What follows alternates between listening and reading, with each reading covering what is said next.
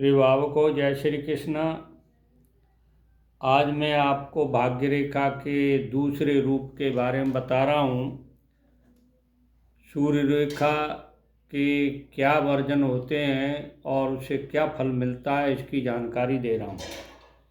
देखिए, भाग्य रेखा से निकल कर के सूर्य रेखा यहाँ आती है, भाग्य रेखा मिल जाती है सूर्य रेखा। तो इस तरह की अगर किसी के हाथ में सूर्य रेखा होती है, जो सूर्य पर्वत से निकल कर के भाग्य रेखा में जाके मिल जाती है, ऐसे व्यक्ति साहित्य या सम्मिलित व्यापार करने से उनको लाभ होता है। सम्मिलित मतलब साझेदारी, शामिल किसी के साझेदारी का व्यापार करते हैं, उनको लाभ होता है इसमें विशेष, या साहित्य के काम में लाभ होता है। अब देखिए, एक रेखा यहाँ सूर्य से निकल कर के यहाँ तक आई है, ऐसी रेखा भी किसी के हाथ में होती है, ठीक है ना। तो वो आदमी यश प्राप्त करता है और व्यापार में उसको लाभ होता है, यानी उसको यश भी प्राप्त होता है और व्यापार करता है तो उसमें भी उसको लाभ होता है।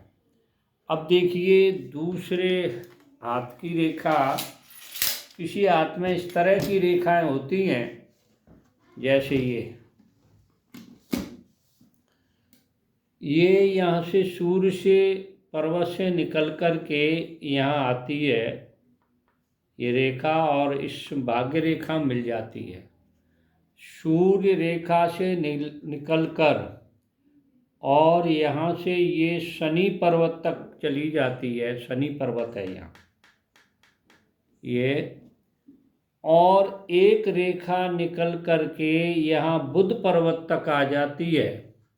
यानी दो भागों में ये सूर्य रेखा यहाँ से निकल कर के एक तो बुध पर्वत तक और एक ये शनि पर्वत तक अगर चली जाती है भाग्य रेखा, तो देखिए वो व्यक्ति संपत्तिवान होता है, गणमान्य व्यक्ति होता है।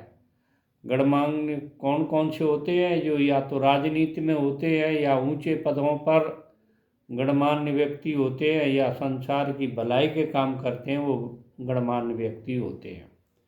तो इस तरह की अगर किसी के हाथ में रेखाएं, एक तो शनि पर्वत पर गई हो सूर्य रेखा और एक बुध पर्वत पर गई हो सूर्य रेखा, तो वो व्यक्ति संपत्तिवान और गणमान्य व्यक्ति होते हैं।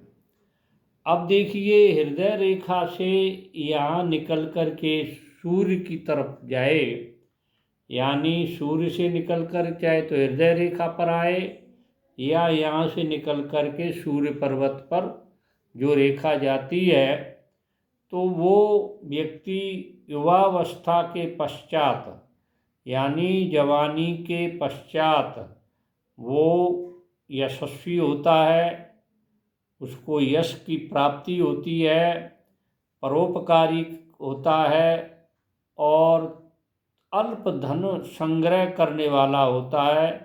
अल्प धन संग्रह का मतलब ये है, उसका धन थोड़ी ही मात्रा में उसके पास संग्रह होता है, ज़्यादा मात्रा में नहीं होता है। तो मैंने ये सूर्य रेखा के कुछ और तरीके बताए हैं। आगे भी मैं सूर्य रेखा के और तरीक़ों के बारे में आपको, क्योंकि हर हाथ में अलग अलग रेखाएं होती हैं, तो उनका फलादेश बताना बहुत ज़रूरी है आपके ज्ञान के लिए, आपकी प्रैक्टिस के लिए। तो जो नए महानुभाव मेरे चैनल को देख रहे हैं, सब्सक्राइब करें, लाइक करें, शेयर करें, और जो देख रहे हैं वो लाइक करें, शेयर करें। जिन्होंने जो सब्सक्राइब कर रहे हैं उनको बहुत बहुत मैं बधाई देता हूँ और उनकी लंबी उम्र की कामना करता हूँ। जय श्री कृष्ण।